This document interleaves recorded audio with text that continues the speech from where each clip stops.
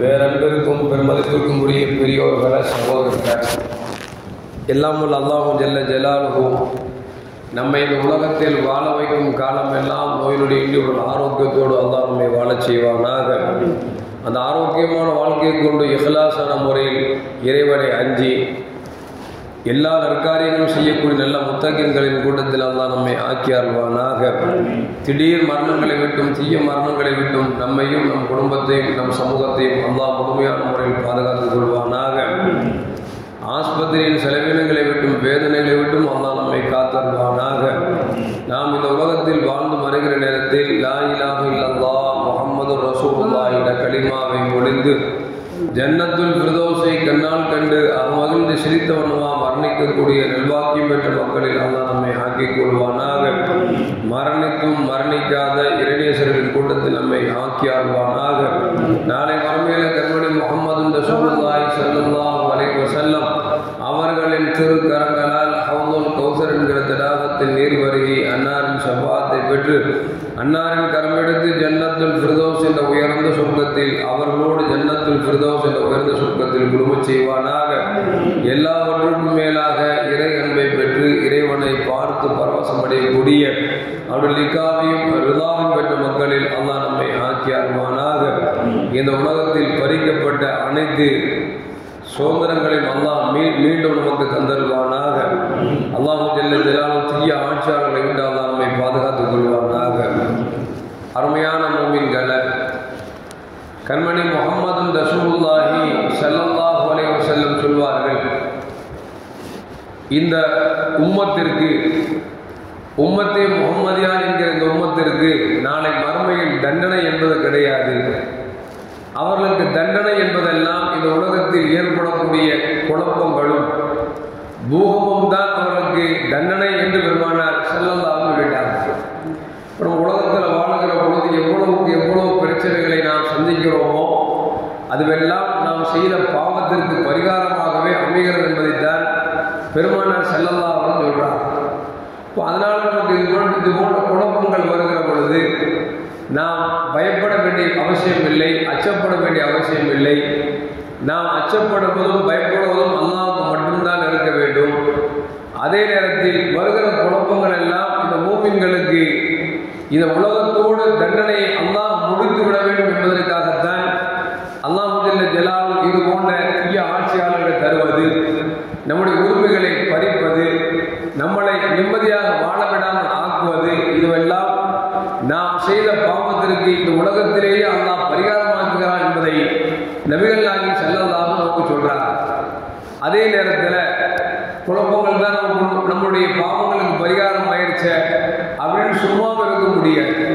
இதை ரசூலுல்லாஹி ஸல்லல்லாஹு அலைஹி வஸல்லம் சொல்லுவாங்க, ஒரு மூமின் எப்படி இருக்க வேண்டும் என்று சொன்னால், ஒரு பிரச்சனை ஏற்படுகிற பொழுது, அநீதி இழைக்கப்படுகிற பொழுது மூமினாக இருந்தால் அவர் தன் கரத்தால் தடுக்க வேண்டும்.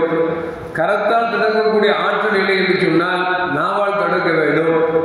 நாவாலும் தடுக்க முடியாத மிக பலகீனமானவர்களாக நீங்கள் போய்விட்டீர்கள் என்று சொன்னால் பார்த்து மனவேதனை அடைய வேண்டும் என்பதை நபிகள் நாயகம் ஸல்லல்லாஹு அலைஹி வஸல்லம் நமக்கு சொல்லி தந்திருக்கிறார்.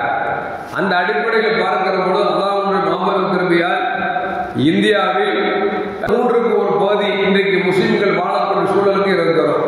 இப்போ அதனால் நமக்கு உரிமைகளை நாம் பறிக்கிற பொழுது தட்டி கேட்பதற்கு இந்திய அரசு சாசன சட்டம் நமக்கு உரிமை வழங்கியிருக்கிறது. எனவே நாம் எங்கோ நடக்கிறது, யாருக்கோ நடக்கிறது என்று நாம் நினைத்து விடாமல், இந்த பிரச்சனை என்பது இந்தியாவில் வாழக்கூடிய எல்லா முஸ்லிம்களுக்கு மட்டுமல்ல, இன்றைக்கு இஸ்லாமிய மீது கை வைத்திருக்கிறார்கள், அடுத்து கிறிஸ்தவர்கள் மீது கை வைப்பார்கள், அடுத்து இன்னும் சொல்ல போனால் இந்துக்களுக்காக நாங்கள் யார் பாடுபடுவோம் என்று சொல்கிறார்களோ அவர்களும் உரிமை பறிப்பார் என்பதை எல்லோரும் இன்றைக்கு சொல்லிக் கொண்டிருக்கிறார்கள்.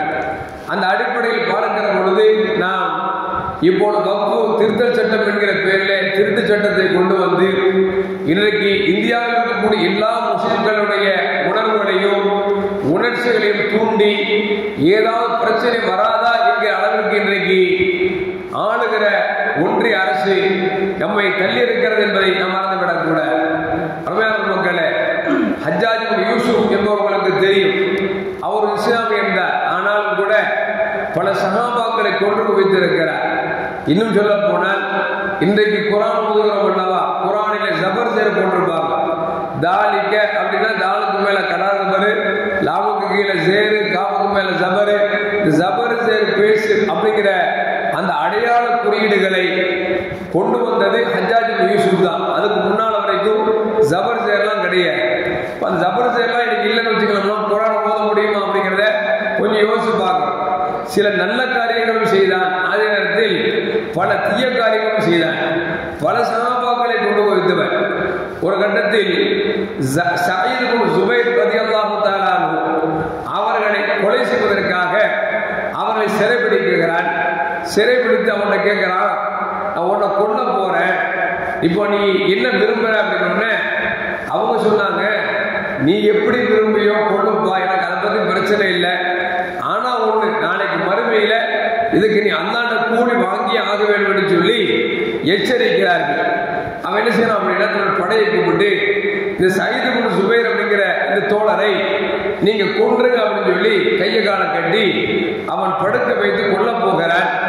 அப்பொழுது சயீத் இப்னு ஜுபைர் ரலியல்லாஹு அவர்கள் சிரிக்க ஆரம்பித்து விட்டார்கள். ஹஜ்ஜாஜ் இப்னு யூசுஃபுக்கு கோபம் வந்துருச்சு. நம்ம கொலை செய்ய சொல்றோம், நம்மளை பத்தி ஏளனமான சிரிக்கிறார அப்படின்னு சொல்லிட்டு, ஏன் சிரிச்ச, நீ 40 வருஷமா சிரிக்கிறது இல்லைன்னு கேள்விப்பட்டேன், புதுசா இன்னைக்கு நான் கொல்ல போறோம்னு சிரிக்கிறிய, என்ன விஷயம் அப்படின்னு. அவங்க சொன்னாங்க, நீ என்ன கொல்லலாம்பா, ஒன்றும் பிரச்சனை இல்லை, ஆனா இதுக்கு பதிலுக்கு பதில் அல்லாஹ் உன்னை கொன்றே தீருவான், உனக்கு தண்டனை கொடுத்தே தீருவான் என்பதை நினைத்து நான் சிரிக்கிறேன் என்று சொல்லி சயீத் இப்னு ஜுபைர் ரலியல்லாஹு தஆலா அன்ஹு சொன்னார்கள்.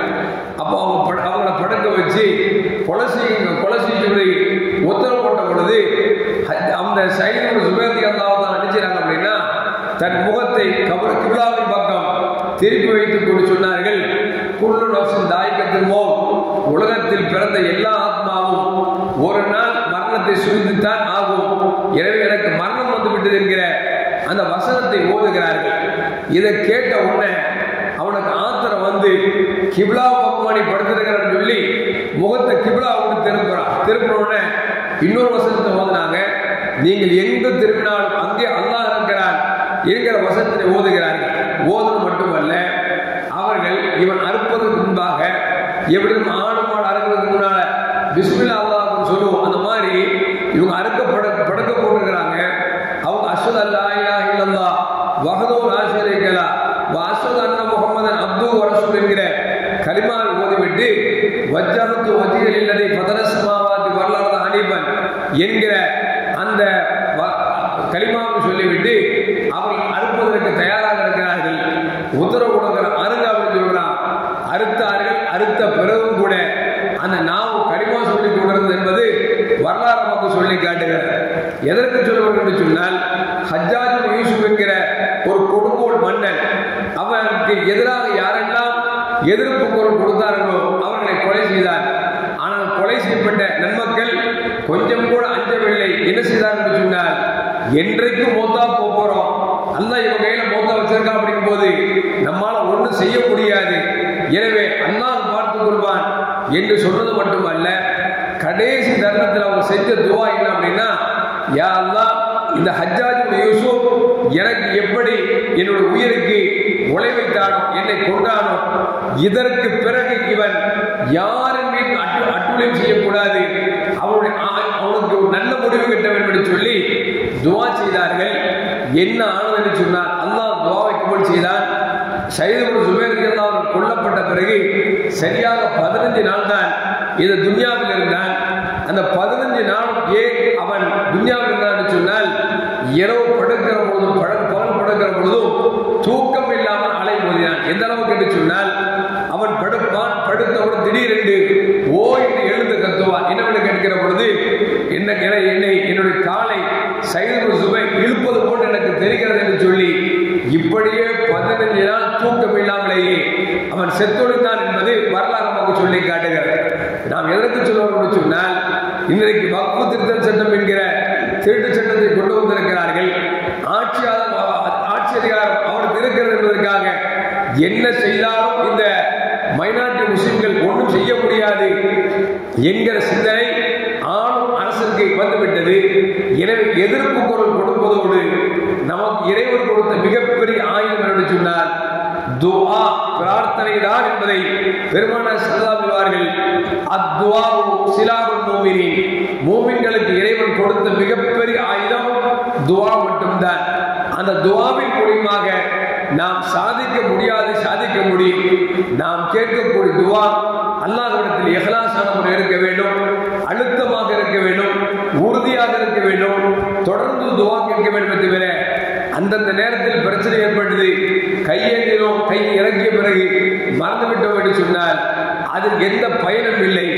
எனவே இந்த ஒன்றிய அரசு ஒன்றுமில்லாமல் காணாமல் போகின்ற வரைக்கும் நம்முடைய துஆக்களை அழுத்தமாக அல்லாஹ்விடத்தில் ஆணித்தரமாக பிடிவாதமாக கேட்க வேண்டும். எல்லாம் அல்லாஹ் ஒன்றிய அரசுக்கு நல்ல புத்தியை கொடுக்க வேண்டும். இல்லை என்று சொன்னால் அல்லாஹ் மிகப்பெரிய நல்ல பாடத்தை கொடுக்க வேண்டும். இந்தியா சுபிட்சமாக வாழக்கூடிய எல்லா மதத்தவர்களும் அண்ணன் தம்பிகளாக அன்போடு வாழக்கூடிய நல்ல இந்தியாவாக அல்லாஹ் மாற்றி தந்தல்வானாக. அஸ்ஸலாமு அலைக்கும் வரஹ்மத்துல்லாஹி வபரகாத்துஹு. ஸல்லல்லாஹு அலா முஹம்மத் ஸல்லல்லாஹு அலைஹி வஸல்லம். ஸல்லல்லாஹு அலா முஹம்மத் ஸல்லல்லாஹு அலைஹி வஸல்லம்.